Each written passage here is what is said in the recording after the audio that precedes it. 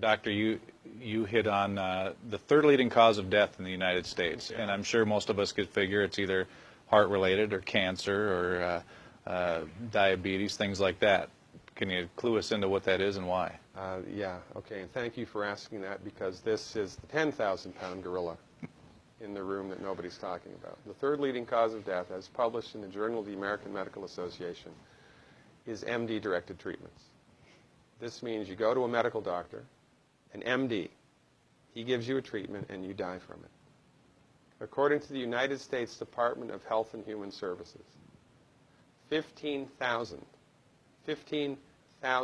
Medicare patients a month are killed by MD treatment, and nobody goes to jail. A handful of terrorists fly 2 planes into the Twin Towers. 3,500 people die, and we go to war. But 15,000 people a month are killed by medical doctor treatments, and we don't bat an eyelash.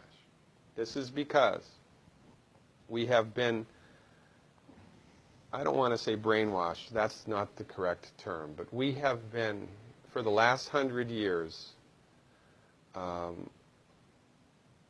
of led into this false belief. You know, I think it was Marcus Welby that started it, that the medical doctor is king and knows everything about everything. And really, you need to just shut up and follow your medical doctor's advice. Most people in the United States have no idea at all of the history of the evolution of medicine in the United States. In the early 1900s, it was a relatively level playing field between the chiropractors, the osteopaths, the homeopaths, and the MDs. In 1915, 1920, there was something called the Flexner Report. The Carnegie Corporation funded this man named Abraham Flexner. He went all around the country, and he went on stagecoach and train and horseback. This was before the interstate highway system, right? Took Flexner 5 years to do this. He went all around the country and did an inventory of all of the medical schools that prescribed drugs. He brought the list back to the Carnegies, who owned drug companies, and then the Carnegies and the Rockefellers gave millions of dollars of free money to the medical schools and hospitals in the United States that were prescribing drugs. That was the beginning of the end. After the Flexner Report, there was no more level playing field in the United States. And the MDs started a juggernaut that's taken off. Most people in the United States think that the predominant medicine here, MD-directed pharmaceutical medicine, we think that those guys are top dog because their therapeutics are better than the homeopaths or the naturopaths or the chiropractors. It's not. They're in the driver's seat because of political and financial coalitions that were built at the turn of the century that most people have no idea of at all. And it's a gigantic problem. And I mean, it's crazy, right? It's the third leading cause of death. And yet, when the government makes noise about messing with people's insurance, everybody freaks out. Mm-hmm. And that's a whole other thing to talk about, isn't it? Because what is medical insurance? When you buy medical insurance, what are you doing?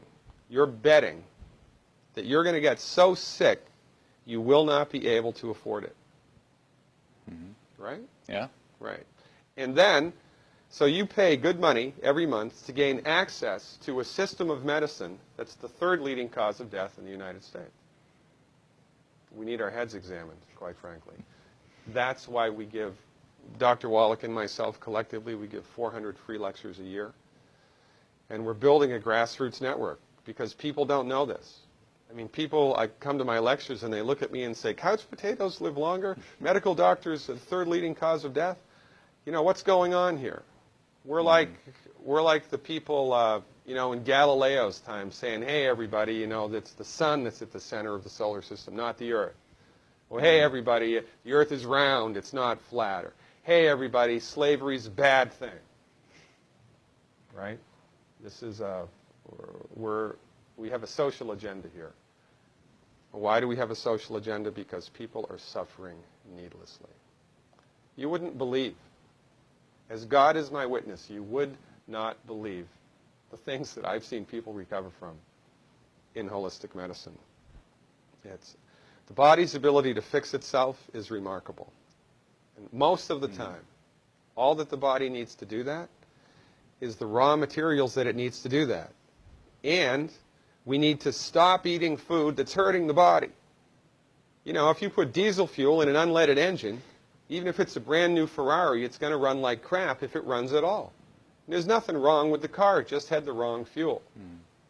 It's the same with the human body. You give the human body the raw materials that it needs, clean up the diet, Superman, Superwoman. And you know, if you don't get to super status, then at least your blood pressure normalizes, at least your arthritis goes away, at least your anxiety and panic attacks go away, and you can sleep through the night.